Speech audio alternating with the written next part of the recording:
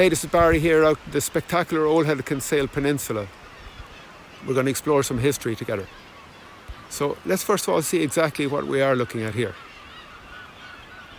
I'm here standing on a peninsula which juts out into the Atlantic Ocean, and it really is beautiful this morning.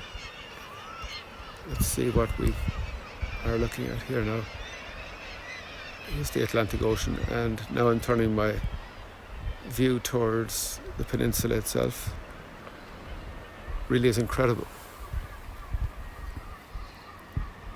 And it's a sad story we're going to explore together here now, which is the torpedoing of the RMS Lusitania 10 months into World War I. That event occurred just 10 miles off this point. In broad daylight, actually, on a day like today. She was steaming from New York to Liverpool with 2,000 civilians aboard. When from half a mile away, Captain Walter Schweiger, in a German U-boat, launched one single torpedo. That torpedo hit 35 seconds later, exploded, triggering a massive second explosion, and incredibly sinking that great ship in less than 20 minutes.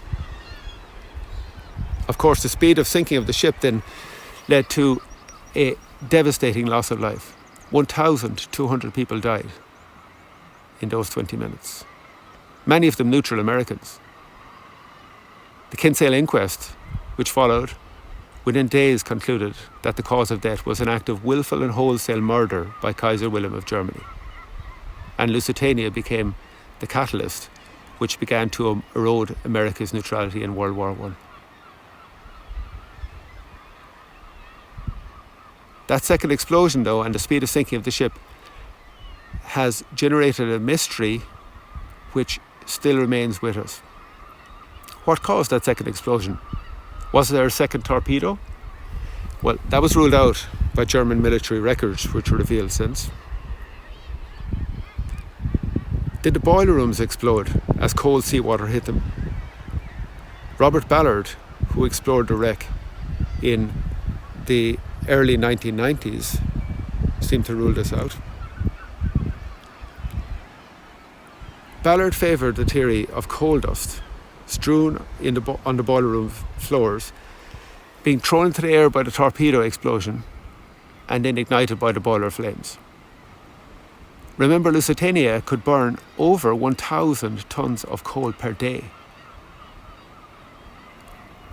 Now, the last and most controversial theory is of a secret cargo of arms aboard.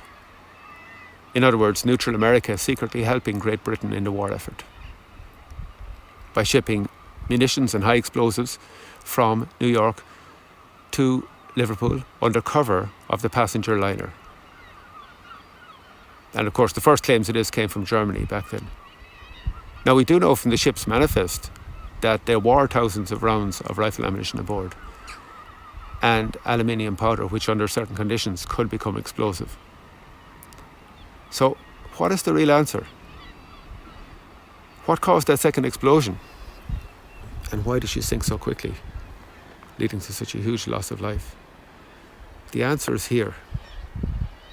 10 miles south-southwest of the Old Kinsale, in 300 feet of water, lies the wreck. And ongoing and future dives on the wreck, we hope, will conclusively answer this question once and for all. So, I guess I could sign off on this story with this and say stay tuned for the rest of the story. Please join me again for some more history here in beautiful Ireland.